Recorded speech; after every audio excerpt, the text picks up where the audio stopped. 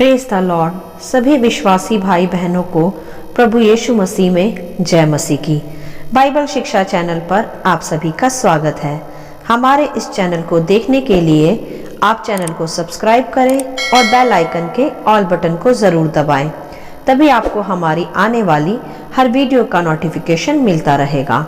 आज मैं आपके लिए बाइबल की पुस्तक से मत्ती अध्याय 14 का 13 से 21 वचन लेकर आई हूँ। 5000 पुरुषों को खिलाना। तो चलिए भाइयों बहनों, हम वीडियो स्टार्ट करते हैं।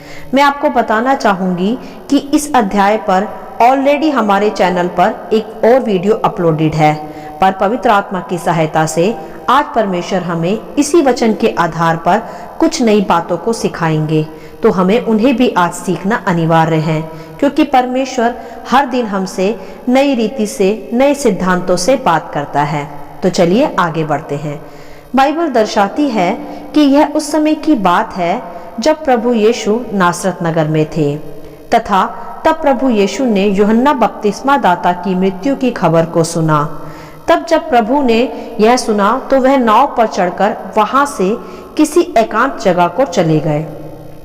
परंतु जब वहां लोगों को यह पता चला कि प्रभु यीशु यहाँ आए हैं, तब लोग यह सुनकर नगर नगर से पैदल ही प्रभु के पीछे हो लिए, क्योंकि प्रभु यीशु चंगाइयों का, चिन्ह चमत्कारों का भी परमेश्वर है। और जब लोग यह जान चुके थे तो लोगों की बड़ी भीड़ यीशु के पीछे हो लेती थी, जहां जहां प्रभु जाते थे, क्योंकि लोगों में उनसे कुछ पाने की आस होती थी। तब भी भीड़ इसी प्रकार प्रभु के पीछे हो ली। तब जब प्रभु यीशु ने निकलकर उस बड़ी भीड़ को देखा, तब प्रभु ने उन पर तरस खाया, क्योंकि मेरे प्रियो, हमारा प्रभु तरस से भरा हुआ परमेश्वर है। वह जानता है हमारी आस को, जो हम सदा प्रभु पर लगाए रहते हैं। वह जानता है भली प्रकार हमारी ज़रूरतों को, क्योंकि वही एकमात्र सर्वशक्तिमान परमेश्वर है। जिस भूख व प्यास को लेकर हम प्रभु के पास आते हैं, वह जानता है भली प्रकार हमारी उस भूख और प्यास को। इसी प्रकार जो भीड़ चंगाई पाने प्रभु के पीछे आई थी, प्रभु यीशु ने अपनी दया व करुणा से भरकर उन पर तरस खाया और उनके बीच वही बीमारों को चंगा भी किया। हालेलुया। ऐसा है हमारा परमेश्वर, जो हमारी पीड़ाओं को देखकर उन्हें दूर करता है और हमें सामर्थ्य से भरता है।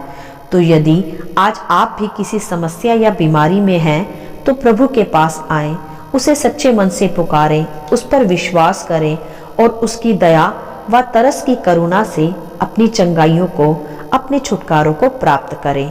वह आपको कभी अनाथ न छोड़ेगा। जैसे उस घड़ी भी प्रभु ने अपने पीछे चली आ रही भीड़ में से बहुतों को चंगाई दी, क्योंकि उस भीड़ की भी आश प्रभु यीशु से ही थी कि वही हमें चंगा कर सकता है, और उनके विश्वास ने उन्हें चंगा भी किया। हालेलुया।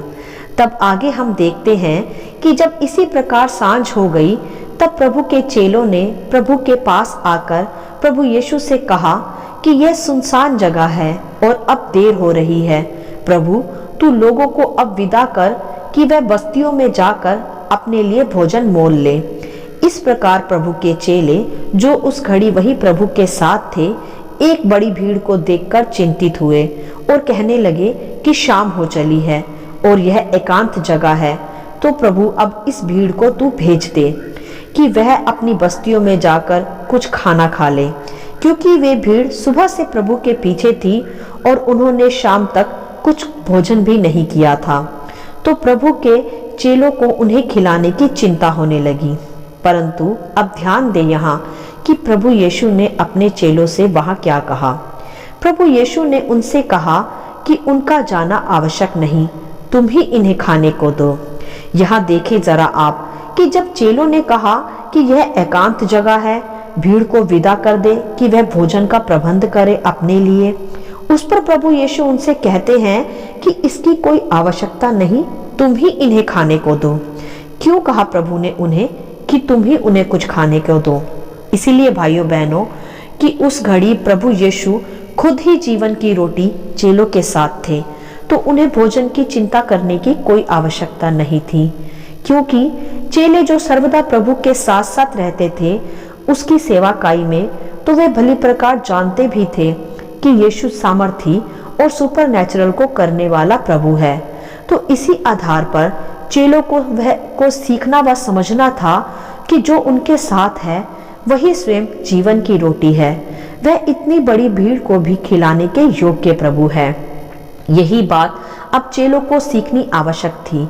इसीलिए प्रभु ने अपने चेलों को ही कहा कि अब तुम ही इन्हें खाने को दो। मेरे प्रियो, प्रभु यही आज हम मसीह विश्वासियों से भी कहते हैं कि तुम ही अब एक बड़ी भीड़ को खाने को दो, क्योंकि मैंने तुम्हें अब अधिकार व सामर्थ और बल प्रदान किया है कि तुम एक बड़ी भीड़ को खिला सको। अर्थात मेरे प्रियो, जीवन का वह सच्चा ज्ञान, वह जीवन की रोटी जिसे प्रभु ने हमें दिया है, हमें स्वर्गीय ज्ञान से आशीषित किया है। तो प्रभु अब यह चाहते हैं कि वही सत्य का प्रकाशन व जीवन की सच्ची रोटी अब हम दूसरों को भी दें, जिसे खाकर व पाकर वे कभी भूखे व प्यासे न रहे। जैसे प्रभु ने अपने चेलों को कहा कि तुम ही उन्हें खाने को दो। प्रभु यही चाहता है मेरे प्रियो कि हम प्रभु के साथ चलने वाले विश्वासी भाई बहन अब प्रभु से प्राप्त जीवन के सच्चे ज्ञान को, सच्चे प्रकाशनों को व चंगाइयों को दूसरों को भी दें, क्योंकि इसीलिए प्रभु ने हमें चुना है और अलग भी किया है अपने कार्यों के लिए। जैसे प्रभु ने अपने चेलों को भी चुना था व अलग किया था, परंतु हम भी कभी कभी उन चेलों की तरह ही चिंतित हो जाते हैं। पर हमें ऐसा नहीं करना। जब सर्वशक्तिमान परमेश्वर हमारे साथ है व उसका अधिकार हमारे पास है, तो हम भी प्रभु की ही तरह एक बड़ी भीड़ को जीवन की रोटी, सच्चा प्रकाशन बांट सकते हैं। हालेलुया। तब आगे हम देखते हैं कि तब भी उस बड़ी भीड़ को देखकर चेलों ने प्रभु से कहा कि यहाँ हमारे पास तो 5 रोटियां व 2 मछलियों को छोड़ और कुछ नहीं। तब प्रभु ने उनसे कहा कि इन्हें यहाँ मेरे पास ले आओ। तब प्रभु ने वहां चेलों से कहा कि भीड़ को घास पर बैठा दो। और फिर प्रभु ने अपने हाथ में 5 रोटियों और 2 मछलियों को लिया और स्वर्ग की ओर देखकर धन्यवाद किया और रोटियां तोड़ तोड़ कर चेलों को दी और फिर चेलों ने लोगों को। और जब सब खाकर तृप्त हो गए, तो चेलों ने बचे हुए टुकड़ों से भरी हुई 12 टोकरियां उठाई और खाने वाले स्त्रियों और बालकों को छोड़कर 5000 पुरुषों के लगभग वहां थे। हालेलुया।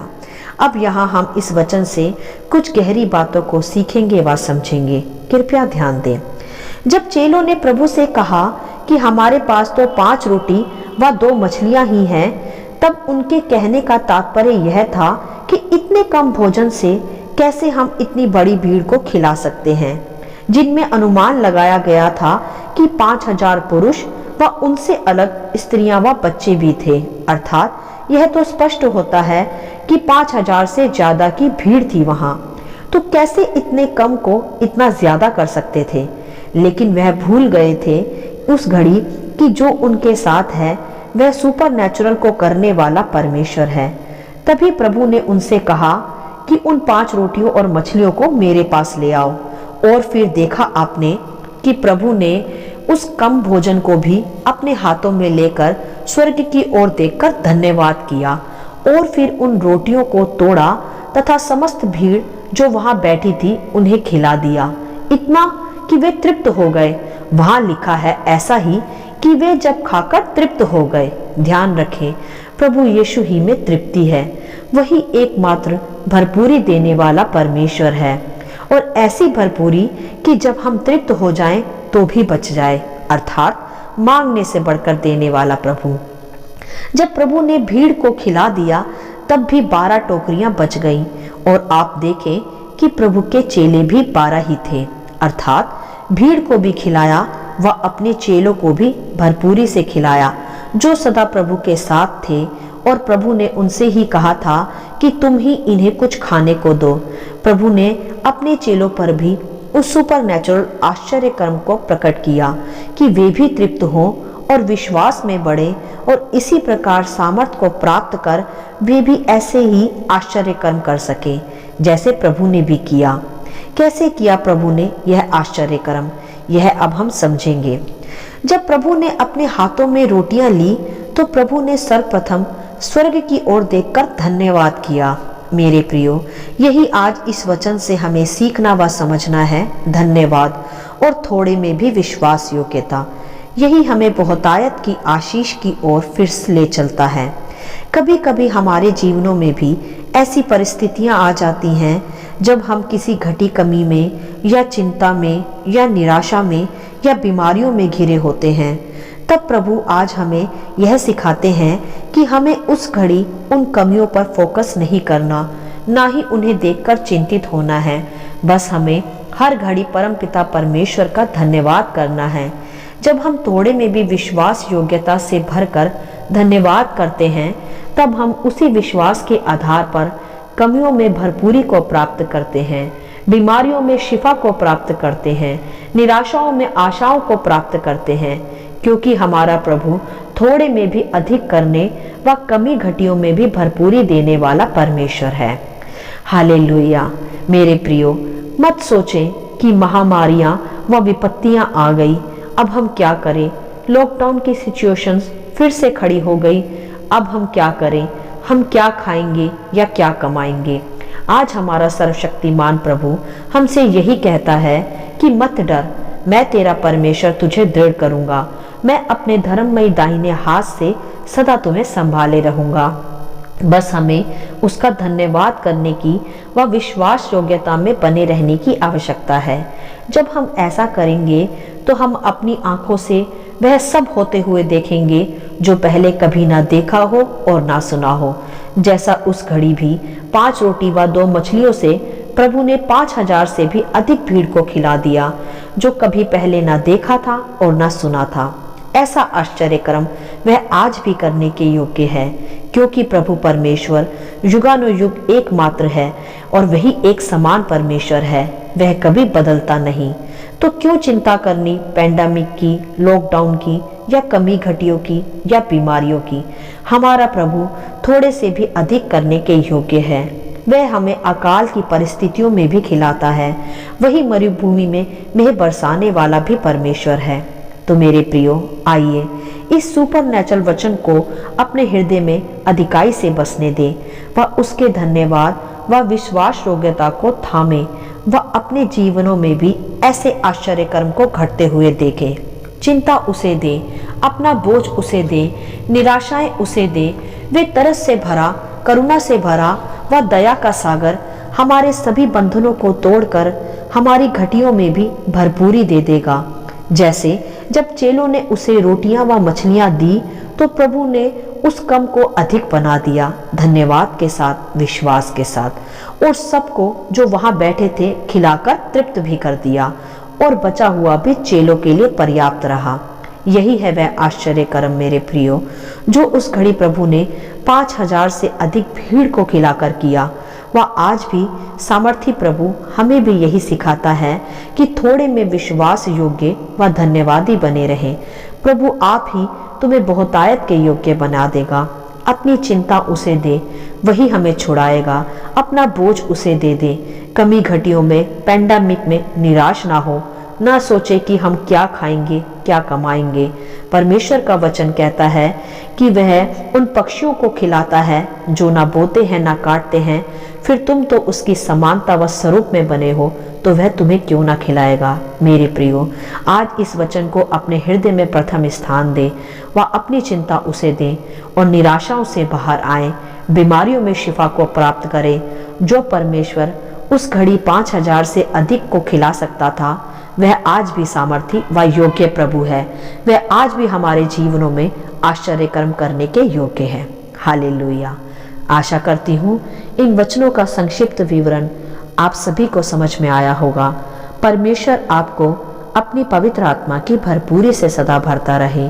यदि आप चाहते हैं कि दूसरे भी इसे सुनकर आशीष पाएं, तो आप दूसरों के साथ भी इसे शेयर कर सकते हैं, क्योंकि हमारे प्रभु यीशु मसीह की यही इच्छा है। आमीन and God bless you all.